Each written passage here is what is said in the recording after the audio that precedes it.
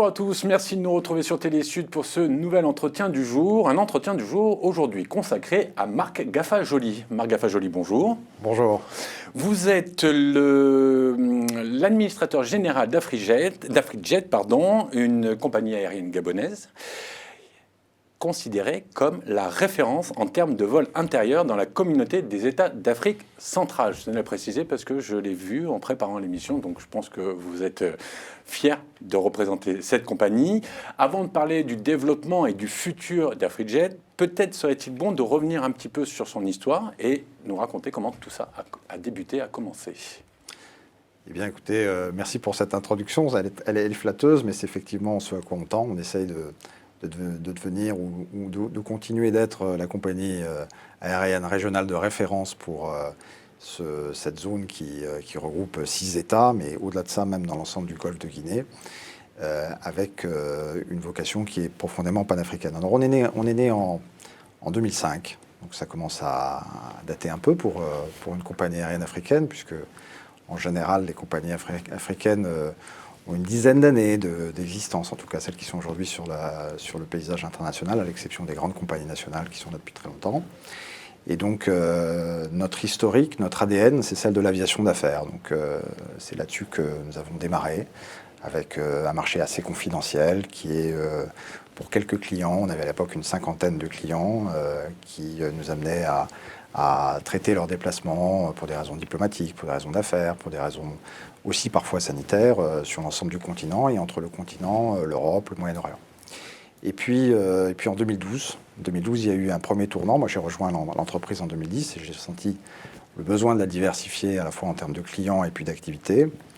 Et en 2012, il y a eu un premier tournant, puisque sur la base de cette clientèle d'affaires, on a décidé de se développer sur les navettes d'entreprise et donc de commencer à aller plutôt dans la tranche de l'entreprise qui nécessite le transport régulier de salariés entre des sites de production et puis les aéroports internationaux. Et notre premier contrat était avec Shell Gabon en 2012. C'était le début d'une belle aventure, parce qu'en 5 ans, on a transporté 1,5 million de personnes pour Shell.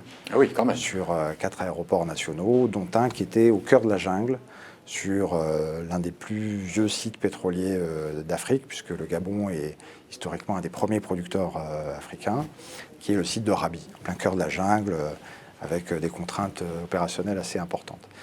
Et en 2016, on a fait une deuxième diversification, qui aujourd'hui, par le fait de la maturité de nos différentes activités, devenue notre principale activité, qui est celui de l'aviation régulière. Et donc ça, c'est l'aviation telle que le connaît tout à chacun, avec la possibilité de prendre des billets d'avion pour se déplacer dans l'ensemble de la région. Donc vous voyez, il y a toute une transformation depuis l'aviation d'affaires, 50 clients jusqu'à aujourd'hui l'aviation régulière. On est à 200 000 avec sans doute 250 000 clients en 2022. Vous parliez de l'aviation d'affaires. J'imagine que là, on devait avoir une clientèle ultra exigeante. Oui. Donc on apprend beaucoup de choses à ce moment-là qui va de toute façon servir après pour le grand public. Exactement. On a gardé de cette époque une exigence de service, une exigence de rigueur. Bien sûr, l'aspect sécurité aérienne. On a dès le début mis énormément de ressources et d'investissements dans ce domaine. Et la concrétisation, ça a été la certification IOSA qu'on a eue en 2020, qui est le plus haut niveau reconnu en matière de standards de sécurité aérienne internationale, qu'on vient de renouveler là jusqu'en 2024. Et on a gardé quelques éléments un peu étonnants qu'on ne retrouve pas souvent dans d'autres compagnies aériennes. Par exemple, vous savez, les compagnies d'aviation d'affaires aiment bien avoir un terminal privé pour pouvoir traiter de façon un peu confidentielle leurs passagers, etc. Et c'est quelque chose qu'on a gardé lorsqu'on s'est développé dans l'aviation pétrolière, puisqu'on a construit un petit terminal qui avait vocation à accueillir les activités de charter pour les compagnies issues de cette industrie. Et en fait, lorsqu'on a démarré l'aviation régulière, on a dit « mais pourquoi on ne ferait pas ça ici ?» Et finalement, aujourd'hui, on a 2 FBO, ce qu'on appelle des FBO, des Fixed Base Operator, donc des terminaux privés que l'on opère à Libreville et à Port-Gentil, et qui accueillent l'intégralité de notre trafic, et sur lequel on fait la totalité des services seuls. Et ça nous permet d'avoir un service qui est complètement construit de A à Z, et qui permet aussi d'avoir un niveau de ponctualité, puisqu'on contrôle l'ensemble de la chaîne de service, y compris l'inspection filtrage. Donc, vous savez, quand vous passez au rayon X et que vous laissez vos petites affaires, etc., et qu'on contrôle tout ça, on fait également ça par délégation d'État. Et grosse responsabilité quand même. Grosse responsabilité, donc il faut qu'on parce que toutes les compagnies ne le font pas. C'est très rare que une compagnie fasse. Oui, on peut s'arrêter 2 secondes sur ça quand même. Une compagnie est censée superviser. Oui, absolument. Et nous, on fait l'ensemble de la chaîne, donc on opère notre propre terminal, on a également l'ensemble des fonctions sûreté, on fait l'ensemble de l'assistance à nos propres avions. Et ça, c'est un modèle un peu unique, donc qu'on a finalement inventé nous-mêmes, et qui est lié au fait qu'on vient de l'aviation d'affaires, on est allé vers l'aviation régulière. Et ça nous a permis d'avoir un avantage compétitif par rapport à nos clients. C'est ce que je veux dire, cette indépendance, c'est votre valeur ajoutée peut-être ? C'est une partie de notre valeur ajoutée. Oui, et en tout cas, ça nous a permis un avantage compétitif de 2 manières. D'abord parce qu'on avait des coûts fixes là où nos concurrents avaient des coûts variables. Donc ça nous permettait au fur et à mesure qu'on grandissait d'amortir ces coûts fixes. Et donc la croissance était vertueuse et produisait de la rentabilité. Et de l'autre côté, ça nous a permis de vraiment contrôler notre produit avec un concept qui est simple, c'est qu'il doit y avoir 50 mètres entre le parking voiture et l'avion. Et ça, c'est l'aviation d'affaires qui nous a appris ça. Parce que quand on fait de l'aviation régionale, on fait des trajets qui font entre 35 minutes et 90 minutes, on va dire en moyenne. Et donc, on n'a pas envie de passer 4 heures dans un aéroport. On a envie que ça se passe très vite. Donc, quand on a le parking à 50 mètres de l'avion, avec le terminal entre les deux, et qu'on a un processus qui est optimisé, on a en principe une expérience client au sol qui est agréable, rapide et fluide. Alors là, je parlais justement de valeur ajoutée, mais en préparant l'émission, j'ai vu aussi que les prix étaient une notion importante pour vous. Vous avez fait une opération il n'y a pas très longtemps, justement. Donc en fait, vous êtes une compagnie qui offre un service de qualité, voire même d'aviation d'affaires, comme on a pu le dire à l'instant, tout en ayant des prix pas charter, mais vous essayez de tenir ce niveau-là. C'est quoi ? Je sais qu'en préparant l'émission, j'ai vu, parce que là on a parlé du service, on a parlé de la sécurité, mais je sais que vous êtes aussi très attaché à l'ancrage local, et il est important pour vous de rappeler qu'Afrijet est une compagnie panafricaine et que ses succès sont des succès africains. Tout ça, tout est coordonné, tout est réfléchi, tout est lié justement pour marquer la différence avec les autres compagnies qu'on a l'habitude de citer, c'est bien ça ? Alors, il y a beaucoup de questions dans une seule. Alors, mais elles vont toutes dans un sens. Elles vont toutes dans un sens. Le prix. Oui. Le prix, c'est un sujet polémique. Nous venions encore une fois, d'un business model où le prix n'était pas censé être un problème. Bon, le moins qu'on puisse dire, oui. Voilà. Et lorsqu'on s'est projeté dans ce deuxième métier qui a été celui des navets d'entreprise, là, on est passé à la moulinette classique des achats d'une grande entreprise. Mais avec une grande entreprise ou des grandes entreprises clientes dont le principal objectif était d'avoir des salariés transportés en toute sécurité et fiabilité. Donc le prix était un 3e critère. Et puis quand on est arrivé en 2016 dans le grand public, avec le marché qu'on vient de décrire, eh bien, on est d'abord arrivé avec nos réflexes de prix et de coût.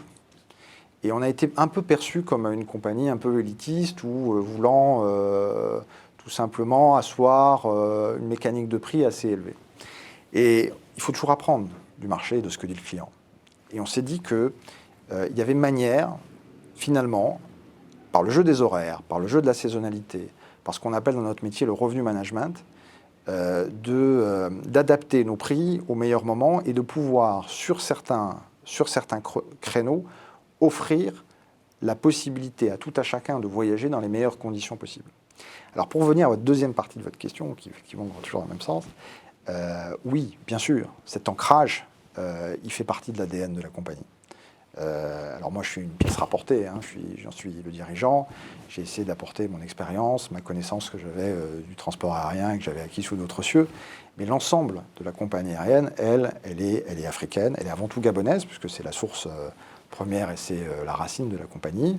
Et sur les 250 salariés aujourd'hui, il y a 90 à 95% de salariés, en fonction des pics saison ou de notre saisonnalité, qui sont issus du Golfe de Guinée. Et là-dessus, il y a, on va dire, 80% sont des Gabonais, puisque, encore une fois, le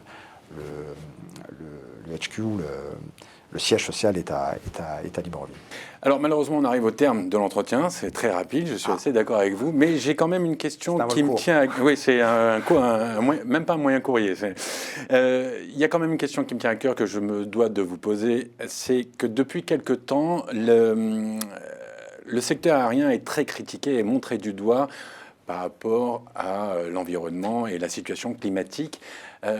Comment vous vous positionnez? Comment vous, chez AfriJet, vous allez vous adapter face à ce défi mondial qui nous attend tous dans tous les secteurs? C'est une excellente question. Alors, je permettrai quand même de faire une petite nuance par rapport à cette critique, même s'il faut y répondre. C'est que le transport aérien, aujourd'hui, c'est à peu près 3% des émissions mondiales de CO2. Donc, il y a 97% aussi à regarder. C'est bien de se focaliser sur les avions, mais il y a quand même 97% à regarder. L'Afrique, c'est 2,5% du trafic mondial. Donc, les émissions de l'aviation africaine, c'est 2,5% de ces 3%. Vous voyez qu'on discute de pas beaucoup pour l'instant. Mais ceci étant dit... Je ne parlais pas que d'Afrique, je parlais de... J'entends bien. Il ne faut pas s'exonérer de cette responsabilité. Mais il faut avoir quand même le sens de la mesure et le sens des proportions par rapport à tout ça. Nous, on est issus d'un pays qui met aujourd'hui en valeur sa forêt. Et sa forêt est aujourd'hui une des manières pour le Gabon de rayonner dans le concert international, parce que c'est grâce à cette forêt équatoriale qui a été largement préservée que beaucoup d'entre nous pouvons respirer à plusieurs endroits de la planète. Donc en tant que compagnie gabonaise, on se voit mal ne pas être porteur de ces valeurs. Raison pour laquelle nous sommes en train de nous équiper de nouveaux avions. Et je suis ici en France pour la réception technique du premier appareil. Et nous avons le citer, d'ailleurs. Donc un ATR 72-600, qui est le premier d'une flotte rénovée de 5 appareils neufs, et donc qui sont aux dernières normes écologiques. C'est un appareil qui est aujourd'hui l'appareil qui consomme le moins dans la gamme des appareils commerciaux, avec, pour vous donner une idée, une consommation qui est 40 à 45% inférieure à celui d'un jet comparable, de taille comparable, et qui permet de réduire déjà, si vous réduisez la quantité de carburant que vous consommez, mécaniquement, vous réduisez le CO2 que vous produisez. C'est le plus simple. Et ensuite, notre business model, lui, il est vraiment axé sur les routes directes. Parce qu'une grande partie du problème africain du transport, c'est que pour aller de A à B, on vous fait souvent passer par C, D, E et F. Et donc, le passager, il fait tout un parcours qui, au final, n'est pas très vertueux en termes d'émissions de carbone. La notion de distance à vol d'oiseau, non. Pas vraiment. Oui. Voilà, c'est-à-dire que pour aller parfois, même y compris de villes qui sont assez proches les unes des autres, on est obligé de passer par des hubs qui sont très loin en Afrique. Et notre raison d'être, c'est précisément de favoriser les routes directes, de les créer partout possible, même si le trafic n'est pas encore là, mais la taille du module le permet, également la capacité opérationnelle et économique de l'avion, de façon à ce que ces 3G soient le plus direct possible, et de fait, de faire une économie de carbone. Très bien. Marc Gaffajoli, merci beaucoup. Merci bon vol. Merci beaucoup. Cet entretien du jour est terminé. Comme d'habitude, on se retrouve très vite pour un nouvel entretien du jour. Et vous le savez maintenant, continuez à vous informer en regardant Télé Sud. À très bientôt. Au revoir tout le monde.